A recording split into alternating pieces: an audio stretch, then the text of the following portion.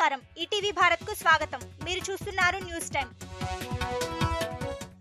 6100 పోస్టులతో DSC notification విడుదల మార్చి 15 నుంచి పరీక్షలు ఏప్రిల్ 7న ఫలితాలు ఈ నెల 27 నుంచి టెట్ నిర్వహణ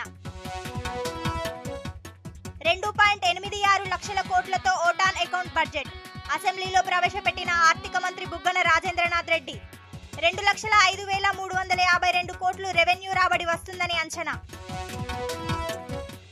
ఢిల్లీకి టీడీపీ అధినేత చంద్రబాబు కేంద్ర హోంమంత్రి అమిత్ షాతో సమావేశం రాష్ట్ర రాజకీయ పరిస్థితులపై చర్చ బీజేపీ 10 ఏళ్లుగా ద్రోహం చేసింది జగన్ చంద్రబాబుకు వైఎస్ షర్మిల లేఖ ప్రత్యేక హోదా సహా విభజన హామీలపై అసెంబ్లీలో చర్చించాలని డిమాండ్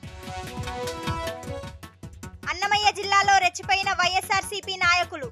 ట్యాక్స్ అడిగినందుకు బండ్లపల్లి టోల్గేట్ సిబ్బందిపై దాడి శివశంకర్ నాయుడు ఆయన అనుచరులపై కేసు నమోదు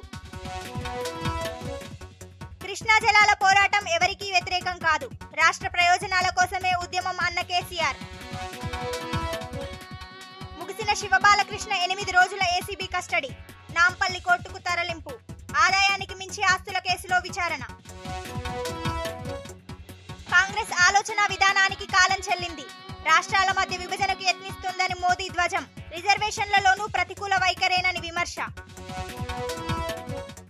ఊటీలో ఘోర ప్రమాదం నిర్మాణంలో ఉన్న భవనం కూలి 6 కార్మికులు మృతి మరో 2 పరిస్థితి విషమం ఇవి ఇప్పటి వరకున్న ప్రధాన అంశాలు మరిన్ని తాజా అప్డేట్స్ కోసం www.etvbharat.com వెబ్సైట్ ను సందర్శించండి